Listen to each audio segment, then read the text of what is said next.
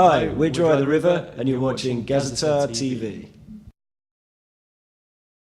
Yeah, it's been a roller coaster ride. We've been home about 5 days in the last 2 years, and we've seen the world and elsewhere. Yeah, it feels like we've been on tour for literally 2 years. No, you don't need one of those. Honestly, you can get by with that one quite easily. When you're in places like this and people are giving you beers and, you know, you get to play to loads of people, great weather. Yeah, exactly. What more do you want? Who needs a private life? Yeah, you can have one of those when you're 60. I hope. Yeah, that happened initially, but a couple of us have escaped now. A couple of us have escaped. It got a little bit too much, I think, because we're on tour so much, as we've just said. When we went home, I think it was just starting to get a bit too much for everybody to be in the same house as well and climbing over each other to get to the kitchen. So a couple of us have escaped, but John and Scott still live in the house. And the problem is now, it was a 2-bedroom flat. Me and Matt lived there originally, and there were 5 of us. And then, a couple of them left. And then our friends thought it was okay to move in. So we haven't lost. We've still got 4 of us living in a... Yeah, they've still got as many people. It's just not band members. It's just not band members. But they cook and they clean for us, so it's, you know. We did our time there all together, though. We certainly spent enough time in that house. Yeah, well, that's why you have a tour manager, because all I do is just launch I launch at him, you know, anger, fists, bottles. That's why you have a tour manager. We actually all get on fine. Yeah, we're fine. Everyone deals with it in their own way, and well, most people's way is to shout at our tour manager. I wouldn't want to tour manage Dry the River. You don't want to be that guy. No, you don't.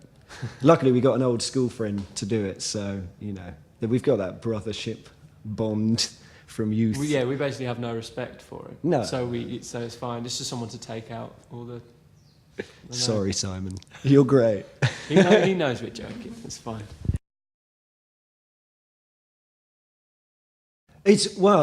It originally started as a way to keep up with our friends and family, because there's so many things out there. This is true. This is actually true. And my dad signed up to Twitter. You know, my parents are on Facebook and things, and it's just so quick and easy to say, you know, look at what I'm doing. Here's a photo, whatever. And then people started picking up on it, and the fans get involved, and it's a really great way of talking to your fans directly.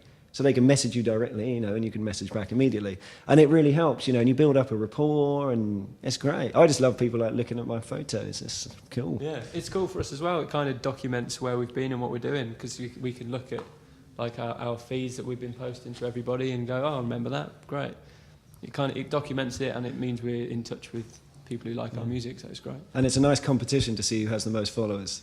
Scott at the moment he's taking it maybe slightly too seriously, you might say. Yeah, he's a professional tweet. Yeah, he's got the most followers. So follow me and John. Addictions I don't know if we can probably go there on camera, because the jail time would be unbelievable. But habits, we're so dull, aren't we? Yeah. Matt goes, skips. You skip. This is embarrassing, though. It's not a cool thing to do, but I skip every morning. I used to be in a skipping team when I was younger, so I got back into skipping. It's cool, kids. Do skipping. Skipping. We like a drink. I think that's the biggest thing. I think people are surprised how much we drink for a folk band. I think promoters get annoyed, and other bands we occasionally have annoyed by drinking a lot of shared rider, but we're getting better at that. I think we're getting better at asking for more. Yeah. We're getting better at drinking and better at asking for more. Really, I'm going to go straight back to my hotel and get in the steam room with my slippers on, but as long as people out there think that I'm downing bottles of vodka, then we're pretty good. Yeah. It's funny, actually, there's a lot of kind of subtle routine. Traditions and routines that go on, not only during the gig, between different members. There's little bits you put in and things.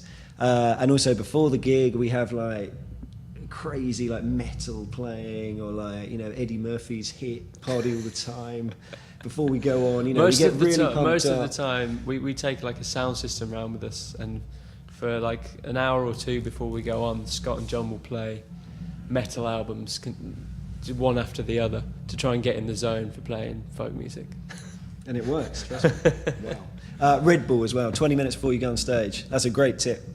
Have a red tip. It takes 20 minutes to get into Energy your drinks system. and Yeah, heavy when you're metal. playing folk, heavy metal and energy drinks That's what you need. your friend.